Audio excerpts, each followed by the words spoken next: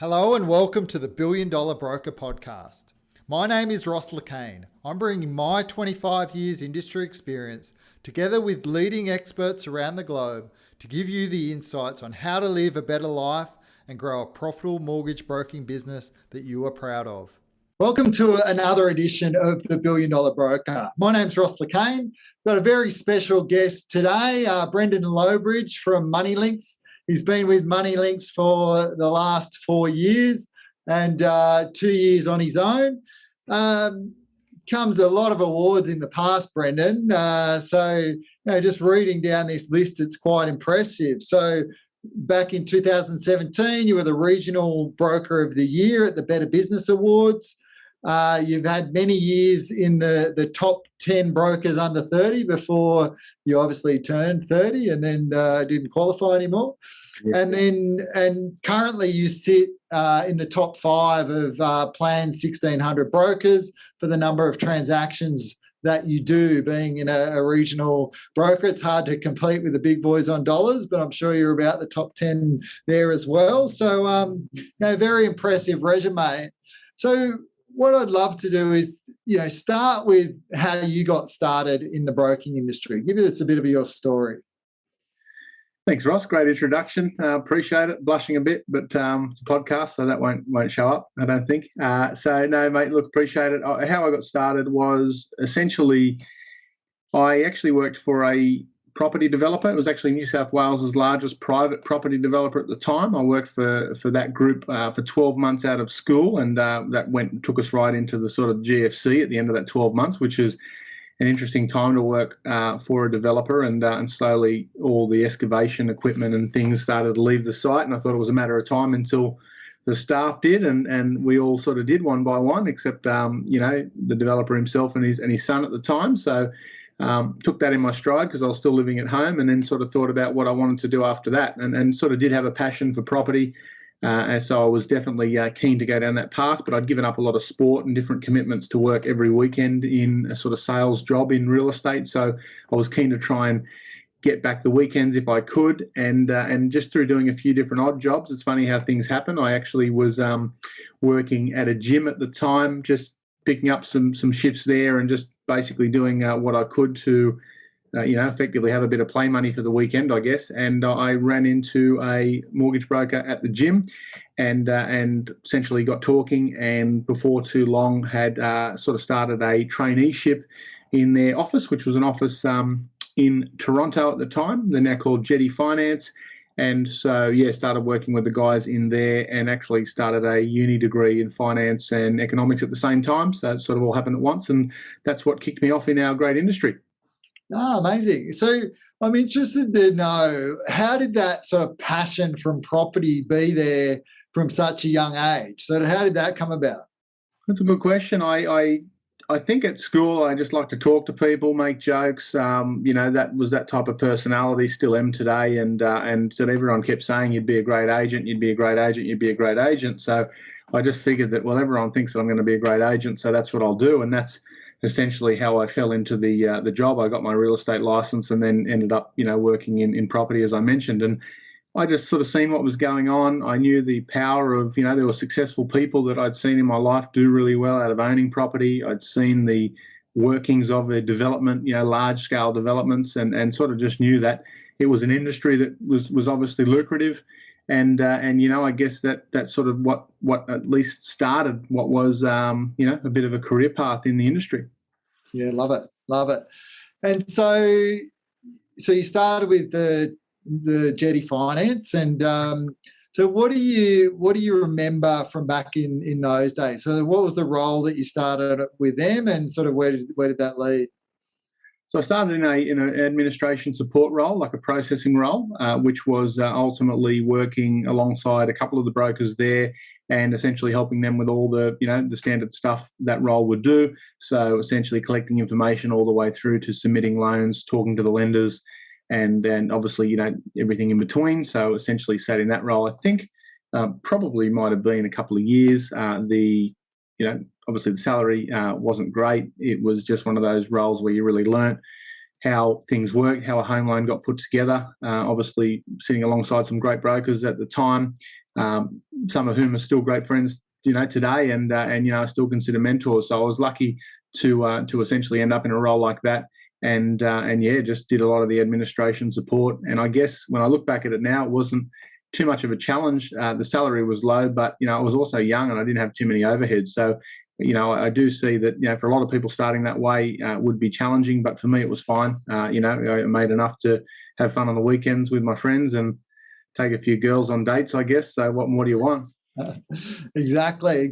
And what a great sort of, lead in, and there's no wonder you were in the top brokers under 30, because you've had a great sort of introduction. And, one of the things that I speak to a lot of my clients about, including yourself, Brendan, is how we can sort of groom people through our processing team to become brokers within the business. So, and that's exactly what you've done yourself. And I know for myself, I started in the credit area of a credit union back in the day, assessing loans. So I think it's a great runway to sort of move into broking, isn't it? I think it is, definitely. Yeah, it's hard to even understand the lingo in a lot of what we do, and to think to just try and pick it all up straight away and sit in front of clients confidently, I think is a big challenge. People do it and do it successfully, but I'm very glad that I had the path I had. Yeah, beautiful. So that was how you got started in the industry, and that was sort of so fast forward us and give a bit of an overview in terms of where your business sits and what it looks like today.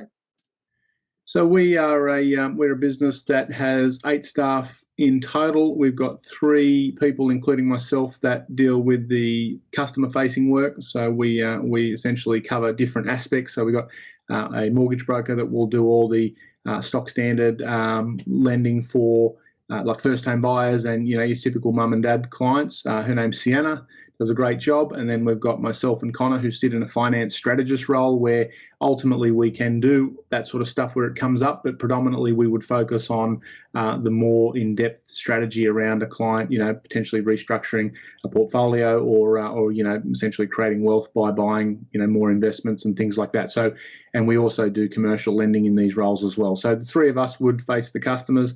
We've then got essentially a whole bunch of great administration support as well, starting from Peter, who's currently in our office management role, and then we've got some other ladies in the credit file management role, which is these processing roles we've talked about. So that's Kerry, Jordan, Sharon, and also Tracy.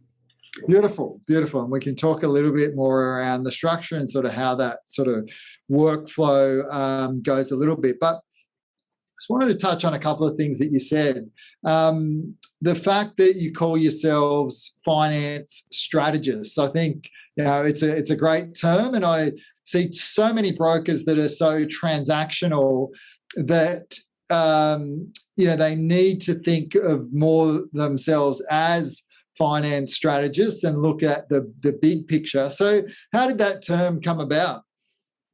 That was a term between Jetty Finance and where I am today. I spent time in a national business at the time that was called Investor Loans Network, and that was a lot of what we did. We only really actually we were independent contractors to that business. We only really dealt with reasonably sophisticated investors that had pretty direct and good idea of the goals they wanted to achieve, and we were ultimately there to help them achieve that. A lot of them were very well educated, and we just played a part in obviously their investment journey. So we had to work on the strategy. These people were always, in many cases, looking 2 and 3 deals ahead. They didn't just want to know if they can service a particular transaction. They wanted to know where they would be left after that and what that meant, for the future of their investment journey. So we essentially just fit in that role, and that's what we did. And then I carried that through to what we do today.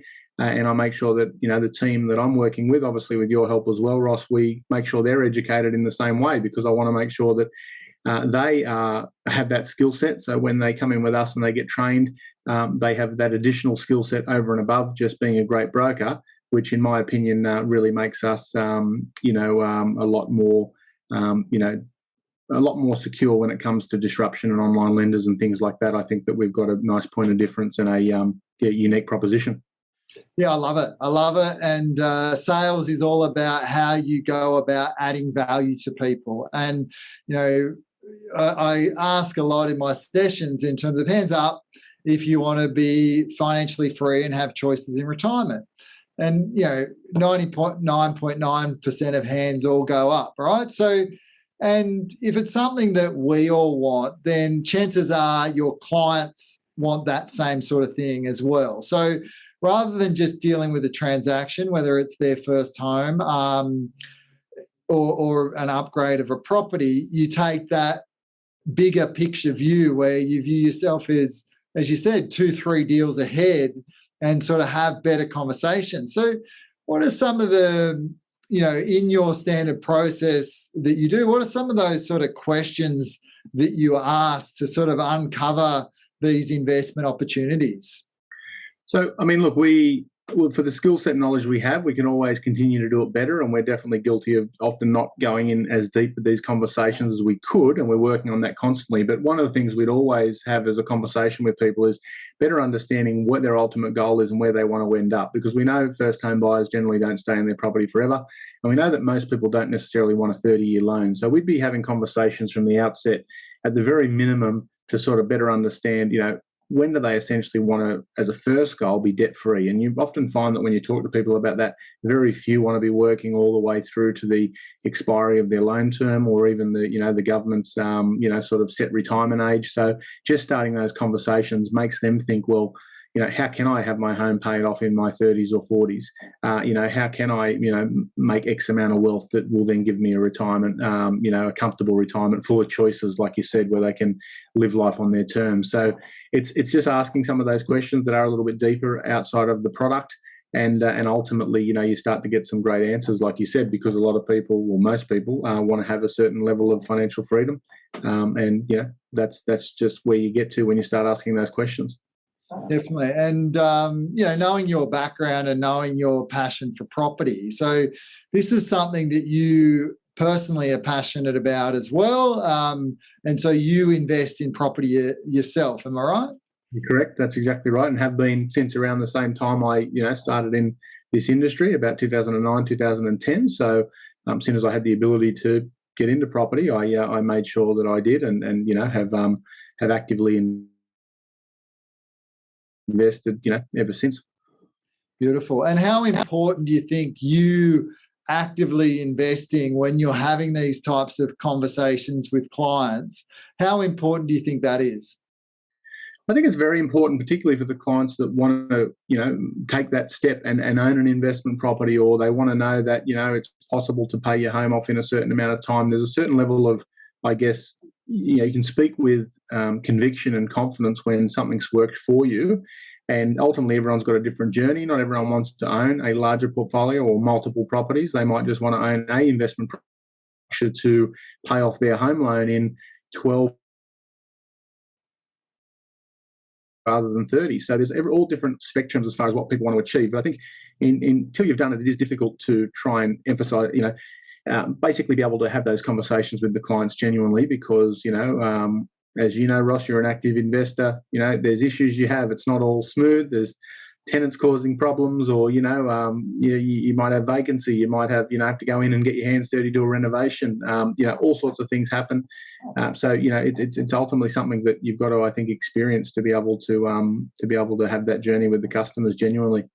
Definitely. And it comes with the point, and I know we're talking about clients and, you being a finance strategist and talking about their long-term strategy, but it's the same in the broking world for brokers. And it's about having that longer-term strategy in terms of, well, what niche do you want to really own and what niche do you want to be world-class at serving? And, if you want to serve the property investment market, I know myself in terms of, I could see that the property investments were a great market to have, because why? They transact more regularly than your standard client. Your standard client may transact once every 4 or 5 years, where a property investor, are going to transact, they might transact 5 times in that 5-year period, right? So to me, it's like, okay, it makes sense to be a market that I want to be involved in. So, and it was at the end of my career, it was a big part of what I did, but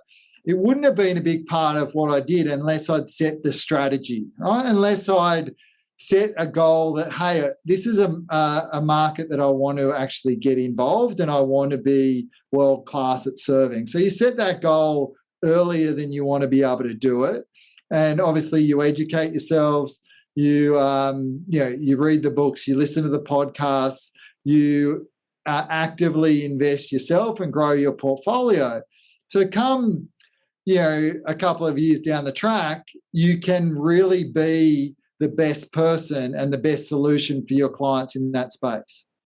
Yeah, love it. Yeah, I mean, mine was probably just more organic because I started investing at that younger age, and then you end up with investment experience by default by owning investment properties for a period of time. And so I guess, and then working in a role, as I said previously, where we were working with so many sophisticated investors that had very large exposures to property and self-managed super funds and commercial assets and things like that.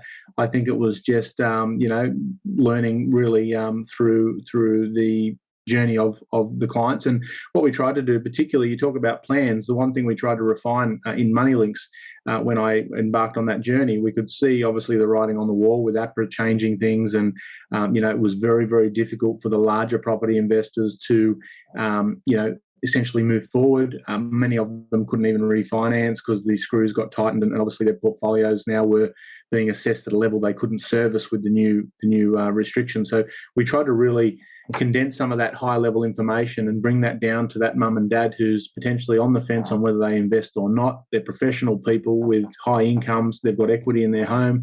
We really wanted to sort of simplify a lot of the knowledge that we had and really try and serve that segment of the market. So if I can say anything as far as a focus or goal, it was, probably at that time, and it's changing a little bit now, but it was really trying to condense the information that we had as a business and really serve those people that are in that sort of, I'd say, transition to being an investor. And we can then obviously support them the first step as far as they really want to take it from there. So that was a focus given the sort of shifting in market conditions.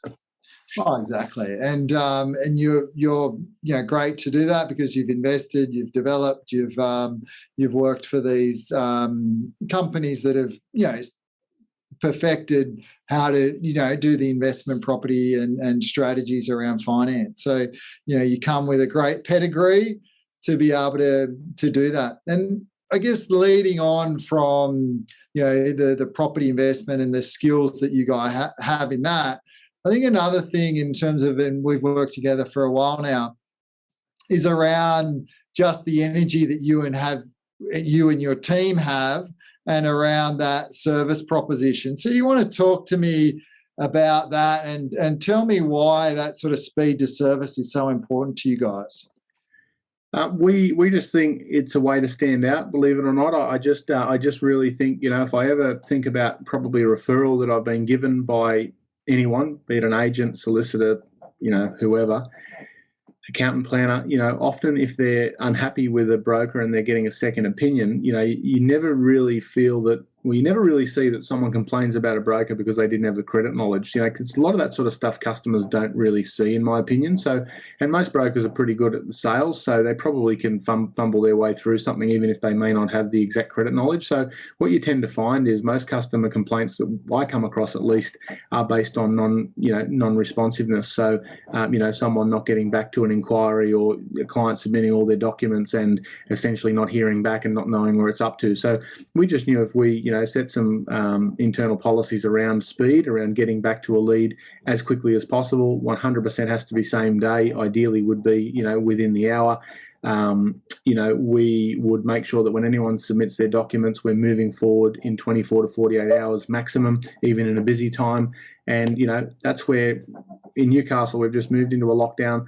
I really feel for the businesses that are suffering, but we in some ways see it as an opportunity for us because we stand out just by doing what we're doing every day and every week. We now look even better because people start to fall apart even worse than what they normally would. And if we can keep our normal standards, we stand out. So that's what we try and do. It's not really anything overly flash in my opinion, but we just know if we can keep that speed, customers are impressed. They think it's great service.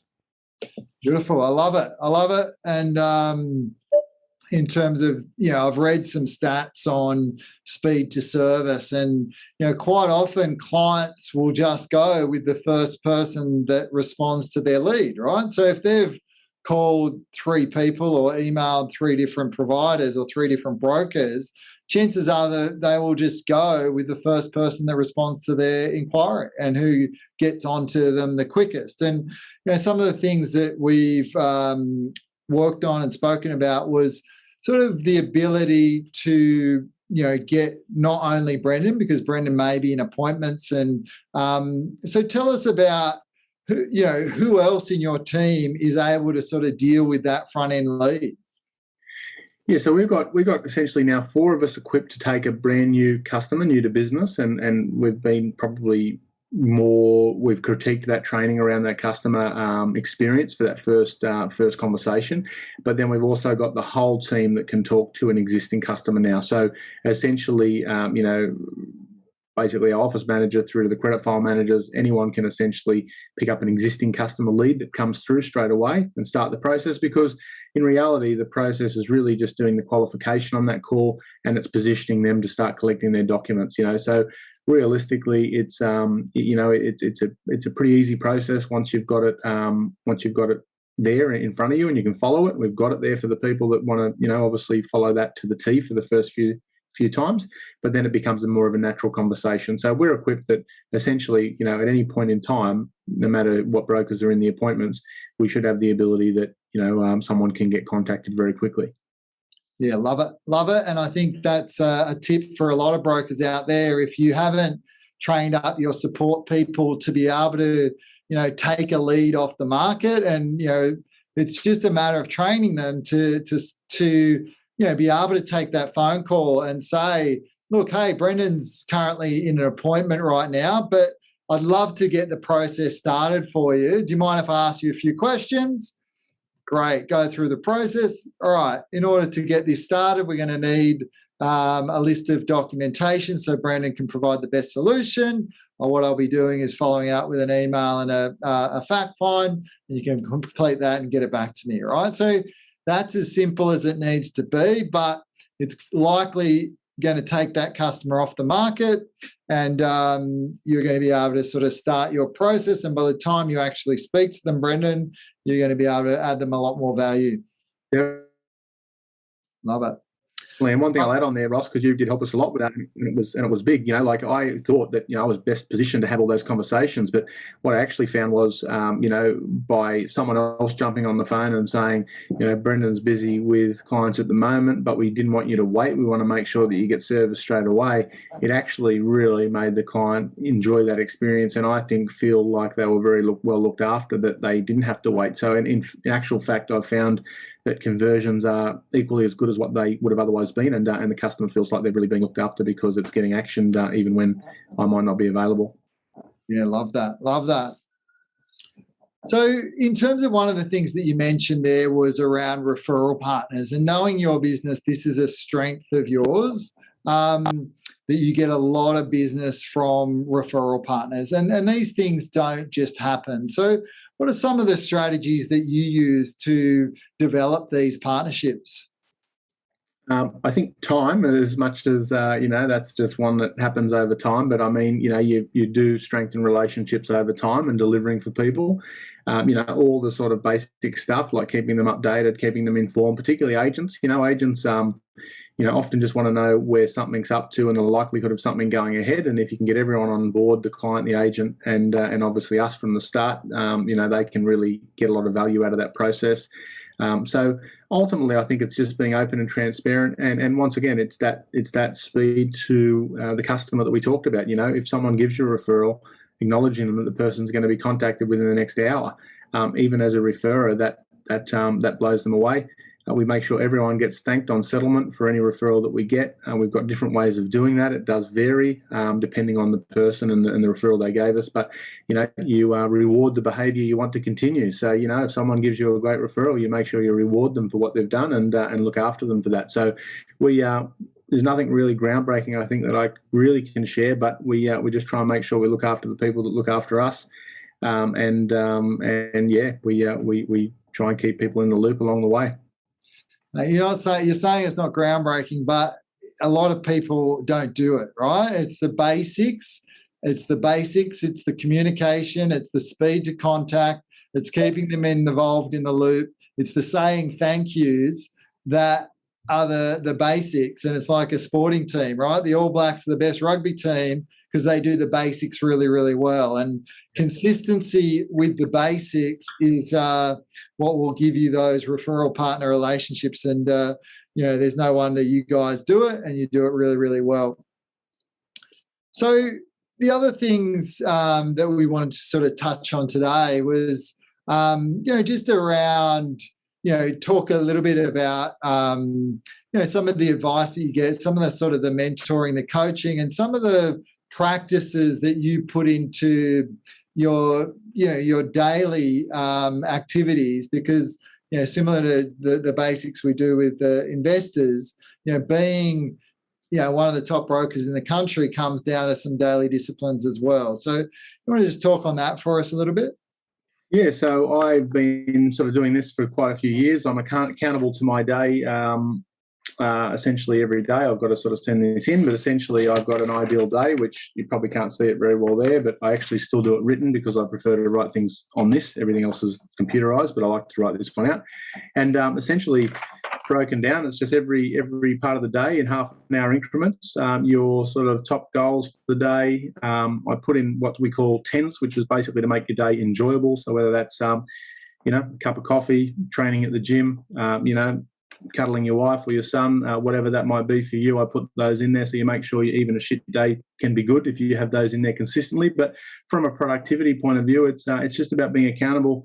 I try and do this the night before, at the very least. It'll be before I start the day, and I make sure that I know exactly what I'm looking to achieve, and I'm accountable to it, and I've got to send it in at the end of the day. So it just means that I know what I'm going to do, and I stick to it. And not every day goes perfect, but you try your best. And one of the things I think in there as well is I try and make sure there's always time for prospecting. So I think that's important, whether it's face to face with referral partners, any sort of networking opportunity, or even just an allotted time of an hour just to contact people in our database, contact people who've referred us.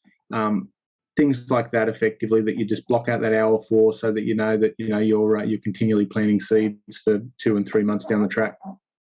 Beautiful. I love that, in terms of really being deliberate and setting the intentions, even to the things. And I know, in my business, in terms of it's easy to become, a victim of your success and sort of your phone, and people will want will want you and want a piece of you, and your phone will ring. And so to have the discipline to really focus on those things that you really want, and those things that are going to give you the feelings that you want, as you said, like whether it be a cup of coffee, going to the gym, or really making them important, right? Because if you're showing up and you're happy, and there's no wonder you've got the high energy that you've got, and that reflects and goes down into in terms of your whole team, right?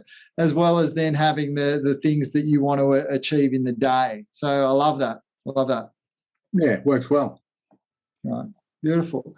And then the from a mentorship, and one of the things to speaking before the call, we were talking about this. So do you want to just sort of share some of the things around what you mentioned to me around sort of mentorship and so forth? Because I think that's important to share as well.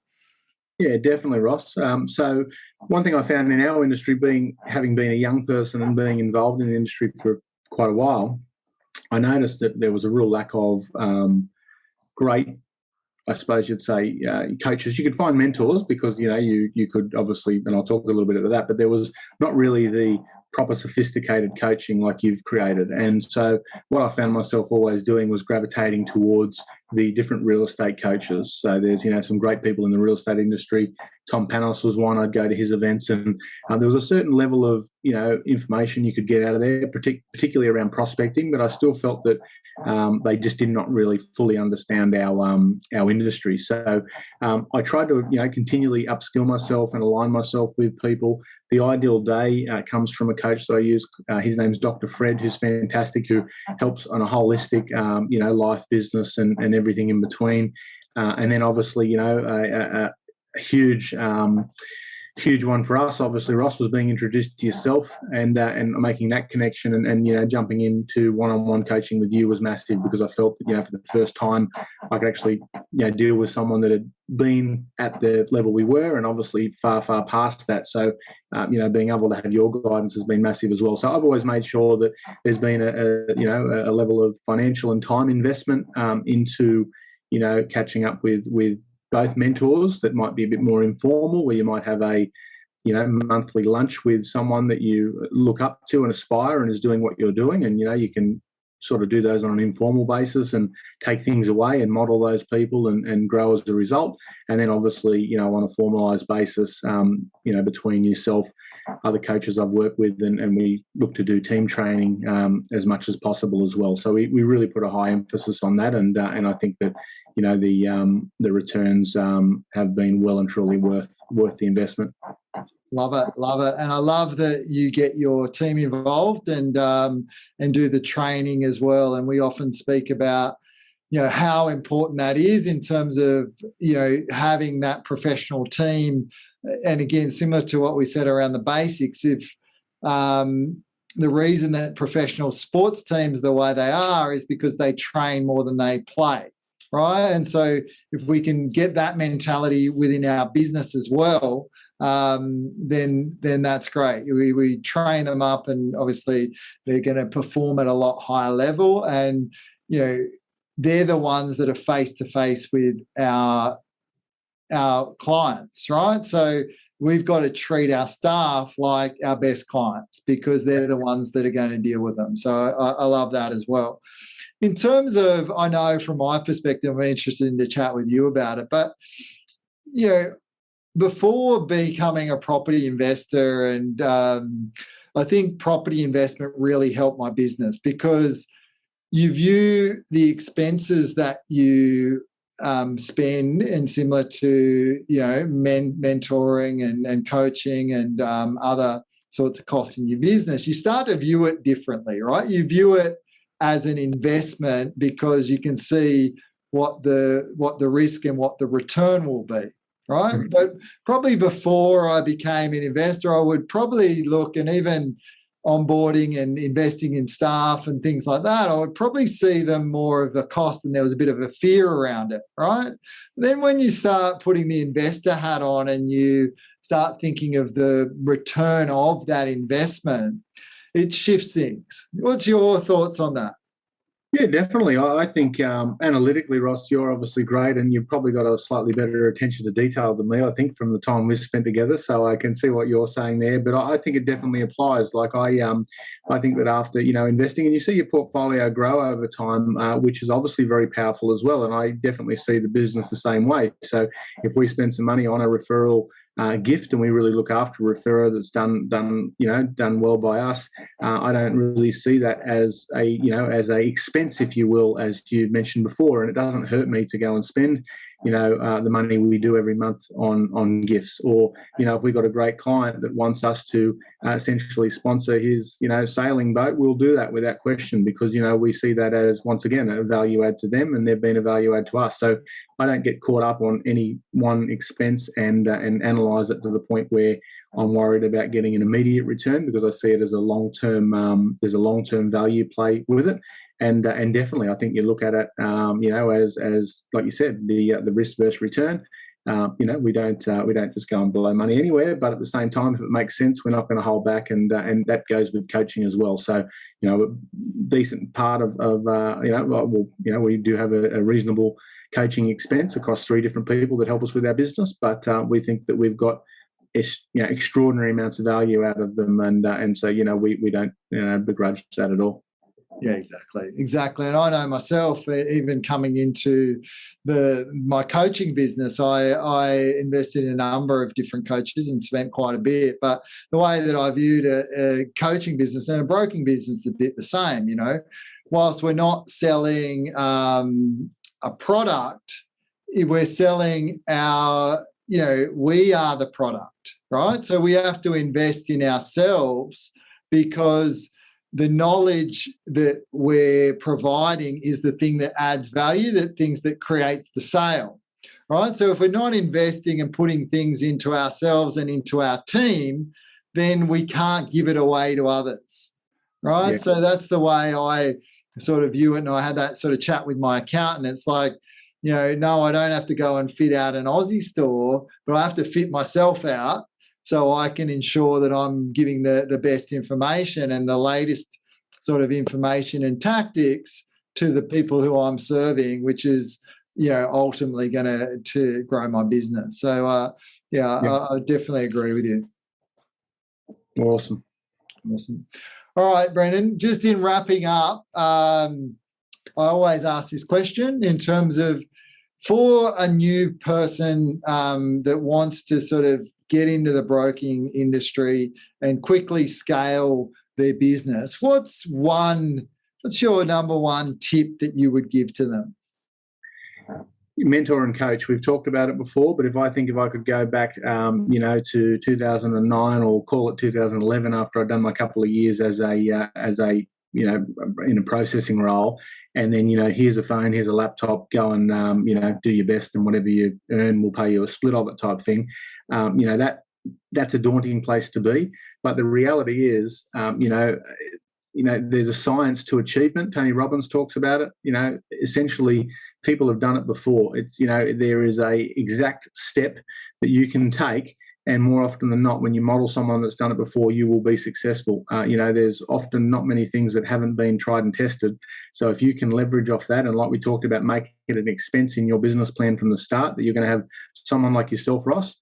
If you don't have that money to invest, you might even just pick a broker. You'd be so surprised how forthcoming excellent brokers are. I remember being in my very early 20s, and I'd see guys win awards like Justin Dubov. I'd just go up and have a beer with them and just shake their hands and get to know them. And nearly all these guys are happy to invite you into their office and spend a bit of time with you. So, just introducing yourself to those people and shouting them a lunch, doing what you can to get in front of people like that you're then able to model, and then, get to the point where you can engage a coach on a formal basis and take in as much as you can and apply as much as you can, so you can get quantum leaps as far as your growth.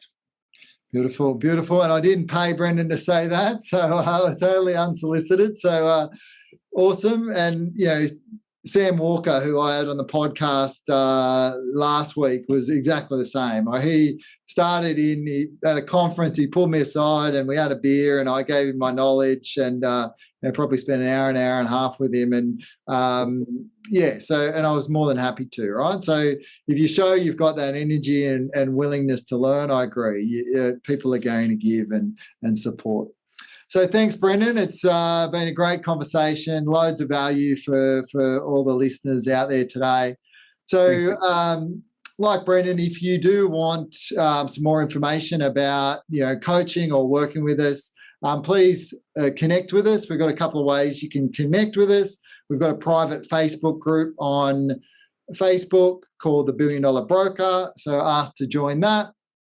You can message me on LinkedIn or Instagram, and I'd love to have a chat with you. So please subscribe to the podcast, and I look forward to serving you in the future. Fantastic. Thanks, Brendan. Thanks, Ross. See you, mate.